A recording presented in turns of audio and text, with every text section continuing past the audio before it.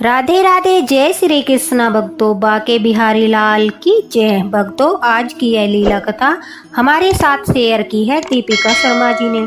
दीपिका जी कहती है कि यह सत्य लीला कथा ज़्यादा पुरानी नहीं है।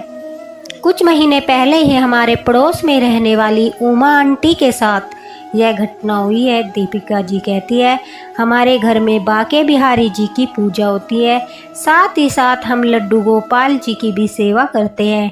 हमारे यहाँ एक नहीं बल्कि चार लड्डू गोपाल जी के विग्रह हैं। आंटी का अक्सर हमारे घर आना जाना लगा रहता था।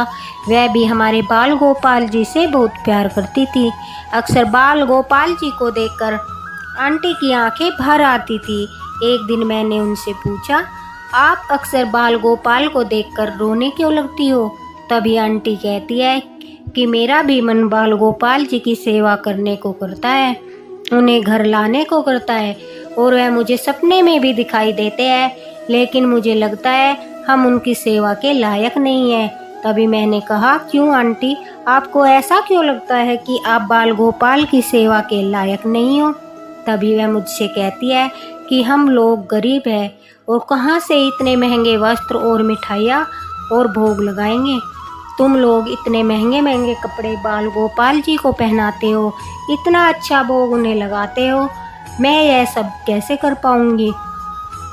जब आंटी यह कहती है तो मैं उनकी बात सुनकर उन्हें प्यार से अपने पास बैठाकर कहती हूँ कि आपको यह किसने कह दिया कि बाल गोपाल जी को महंगे महंगे वस्त्र पहनाना और तरह तरह की मिठाइयों का भोग लगाना जरूरी है?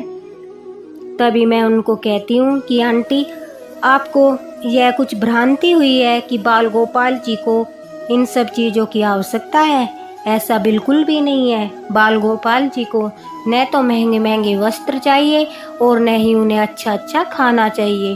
वह तो सिर्फ भाव के भूखे होते हैं और प्रेम के भूखे होते हैं। जरूरी नहीं है कि हर कोई बाल गोपाल जी की एक समान सेवा करे।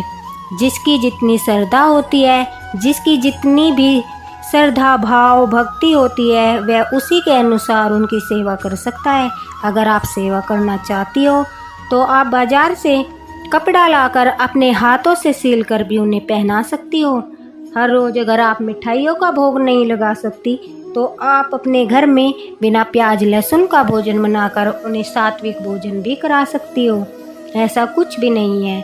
आंटी यह सुनकर रोने लगती है और साथ ही वह बहुत खुश होती है। कहती है कि तुमने तो मेरी सारी चिंताएं दूर कर दी, अब मैं भी बाल गोपाल जी की सेवा कर सकती हूँ। अगले महीने आंटी मेरे साथ जाकर वृंदावन से बाल गोपाल जी का विग्रह लाती है। अब आंटी बाल गोपाल को लाकर इतनी खुश थी कि वह पूरे सच्चे मन से, पूरी श्रद्धा भाव से उनकी सेवा करने लगी। अपने हाथों से वस्त्र सिलकर उन्हें पहनाती, अच्छा अच्छा खाना बनाकर बिना प्याज लहसुन का वह बाल गोपाल जी को भोग लगाती और लड्डू गोपाल की कृपा से सब कुछ अच्छा चल रहा था। आंटी की भक्ति भाव देखकर मुझे भी बहुत खुशी होती थी। आंटी के 2 बेटे थे, जिसमें से बड़े बेटे की शादी पक्की हो चुकी थी। अब समय बीतता गया और आंटी भी बाल गोपाल की सेवा में लीन रहने लगी। कुछ समय के बाद आंटी के बड़े बेटे की शादी हो गई। घर में नई बहू का आगमन हुआ। बहू के आने के बाद आंटी ने सोचा कि वह अपनी बहू को भी बाल गोपाल की सेवा के बारे में सारी बातें बताएगी। लेकिन जब आंटी बहू से बाल गोपाल की सेवा के बारे में कहती है तो वह यह जिम्मेदारी लेने से मना कर देती है और कहती है कि मम्मी जी, अभी मैं यह जिम्मेदारी लेना नहीं चाहती। आंटी खुद ही बाल गोपाल की सेवा करती थी। उन्हें बुरा तो लगता है क्योंकि उन्होंने सोचा था कि दोनों सास बहू मिलकर अब बाल गोपाल जी की सेवा करेंगे, लेकिन बड़ी बहू ने बाल गोपाल जी की सेवा के लिए मना कर दिया। शादी को 3 साल हो गए, लेकिन बड़ी बहू को कोई संतान नहीं हुई। आंटी इस बात से दुखी रहती थी और वह बार बार बहू से बाल गोपाल की सेवा के लिए बोलती थी, लेकिन बहू हर बार कोई न कोई बहाना बनाकर बात को टाल देती थी। अब समय बीतता गया और आंटी के दूसरे बेटे की भी शादी हो गई। जब छोटी बहू घर आई तो आंटी ने कहा कि क्या तुम बाल गोपाल की सेवा करना चाहोगी? तो छोटी बहू ने सुनते ही बाल गोपाल की सेवा के लिए हाँ कर दी, क्योंकि वह पूजा पाठ वाली थी। वह भी खुश होकर आंटी के साथ बाल गोपाल की सेवा करने लगी। देखते ही देखते छोटी बहू गर्भवती हो गई और उसने एक प्यारे से नन्हे से बाल गोपाल को जन्म दिया। छोटी बहू ने बाल गोपाल की सेवा पूरे मन से की। छोटी बहू का नाम निशा था। उसे यही लगता था कि उसकी जो संतान हुई है वह बाल गोपाल की कृपा दृष्टि से ही हुई है। अब आंटी बड़ी बहू से भी फिर से कहने लगी कि क्या पता तुम्हारी भी बाल गोपाल सुन ले, तुम भी बाल गोपाल की सेवा कर लो। लेकिन अभी भी उसके मन में बाल गोपाल के प्रति कोई प्रेम नहीं था। छोटी बहू लगातार उनकी सेवा करती रही और देखते ही देखते आंटी के छोटे बेटे की नौकरी दिल्ली में लग गई और छोटी बहू ने फिर से एक प्यारी सी कन्या को जन्म दिया। इस प्रकार छोटी बहू को 2 बच्चे और उनके पति की नौकरी का सुख मिला, जो कि बाल गोपाल की ही कृपा दृष्टि थी। अब उनके छोटे बेटे को अपनी जॉब के लिए दिल्ली जाना था। तभी छोटी बहू बाल गोपाल को ले जाने के लिए आंटी से बोलती है, लेकिन आंटी कहती है कि नया नया शहर है और अभी वहाँ पर तुम्हारा खुद का मकान भी नहीं है। 2 बच्चों की जिम्मेदारी और बाल गोपाल जी की जिम्मेदारी तुम अकेले कैसे निभाओगी? ऐसा करो कि अभी तुम इन्हें यहीं पर छोड़कर चली जाओ। आंटी की बात मानकर छोटी बहू बाल गोपाल को छोड़कर चली जाती है। उनके जाने के बाद अचानक से एक दिन बड़ी बहू भी आंटी से कहती है कि मम्मी जी, मैं भी बाल गोपाल की सेवा करना चाहती हूँ। आंटी को यह सुनकर थोड़ा आश्चर्य लगता है कि अभी तक तो यह मना कर रही थी। चलो ठीक है, बाल गोपाल की कृपा से इसको सद्बुद्धि आई और ये भी बाल गोपाल की सेवा करना चाहती है। बड़ी बहू को दरअसल लग रहा था कि छोटी को बाल गोपाल की सेवा करने से 2 संतान की प्राप्ति हो गई और उनके पति की जॉब भी लग गई। क्या पता बाल गोपाल की सेवा करने से तुम्हें भी संतान की प्राप्ति हो जाए। इसी भाव से वह बाल गोपाल से सेवा करने लगी। जैसे जैसे वह बाल गोपाल की सेवा करने लगी, उनका प्रेम भी बाल गोपाल के प्रति बढ़ने लगा और उन्हें भी बाल गोपाल जी के साथ लगाव हो गया। अब वह यह कहती थी कि मम्मी जी, अगर मुझे कोई संतान भी नहीं होगी तो कोई बात नहीं, मैं इन्हीं को अपनी संतान मान लिया है और मैं बाल गोपाल को ही हमेशा अपने बेटे के रूप में पूजा करूंगी। उसका भक्ति भाव देखकर आंटी भी खुश थी। आंटी को लग रहा था कि बड़ी बहू में देर से ही सही, लेकिन लड्डू गोपाल की कृपा से इतनी सद्बुद्धि आई कि वह अब संतुष्ट है कि उसे कोई संतान भी नहीं होगी तो भी वह बाल गोपाल की सेवा करती रहेगी। और यह सचमुच बड़े ही अच्छी बात थी कि वह निस्वार्थ भाव से सेवा करने लगी थी। और लड्डू गोपाल जी की ऐसी कृपा दृष्टि होती है कि बड़ी बहू भी गर्भवती हो जाती है और वह एक सुंदर से प्यारे से बेटे को जन्म देती है। उसके बेटे के जन्म के बाद छोटी बहू अपने बाल गोपाल को वापस लेने आती है और कहती है कि मम्मी जी, मैं अपने बाल गोपाल को ले जाना चाहती हूँ। तभी बड़ी बहू बाल गोपाल को देने से मना कर देती है। दोनों में इस बात को लेकर काफी नोकझोंक होती है।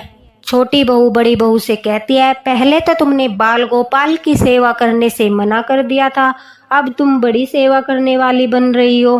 तभी बड़ी बहू कहती है कि तुम भी तो मम्मी जी के कहते ही बाल गोपाल को यहीं पर छोड़कर अपनी सुविधा अनुसार ही चली गई थी कि मैं बाद में आकर बाल गोपाल जी को लेकर जाऊंगी। इस बात को लेकर बाल गोपाल जी को लेकर घर में खूब झगड़ा होता है।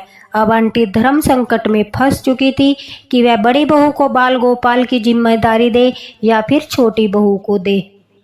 आंटी ने छोटी बहू को समझाया कि मैं तुम्हें नया विग्रह ला कर दे दूंगी, यह बाल गोपाल तुम बड़ी बहू के पास रहने दो।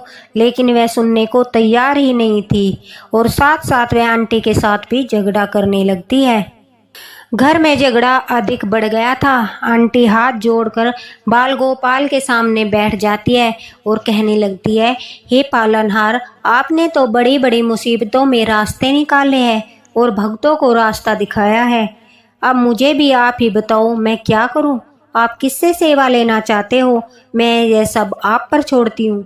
आप ही कोई लीला करके हे माधव, यह कहकर आंटी लड्डू गोपाल के सामने रोने लगती है। अब भगवान कहाँ अपने भक्त को रोता देख सकते थे। उन्हें तो बस एक बार भक्त पुकार दे तो वह तुरंत खड़े होकर अपने भक्त को सहायता के लिए चल देते हैं। आंटी कहती है, उसी दिन की लीला आज तक मैं नहीं भूल पाती। आंटी बताती है, जब लड्डू गोपाल के सामने वह रो रही थी, तभी बाल गोपाल के सामने चढ़ा हुआ फूल आंटी की गोदी में गिर जाता है। फूल के गिरते ही वह उनका इशारा समझ जाती है और कहती है कि मैंने अब सब आप पर छोड़ दिया है माधव। यह कहकर आंटी सोने के लिए चली जाती है। जब आंटी सुबह पूजा के लिए जाती है, तभी नेहा रोते रोते आकर आंटी से कहती है, मम्मी जी, मुझे माफ़ कर दीजिए। आंटी की कुछ समझ नहीं आता। वह नेहा से कहती है कि नेहा, तुम क्यों रो रही हो? वह उनसे पूछती है कि क्या हुआ नेहा? तभी नेहा कहती है, दरअसल रात को जब मैं सो रही थी तो एक छोटा सा बच्चा मेरे सपने में आकर मुझसे कहता है, मैया, तू सचमुच मुझे ले जाना चाहती है या फिर अपने स्वार्थ के कारण मुझे लेने आई है?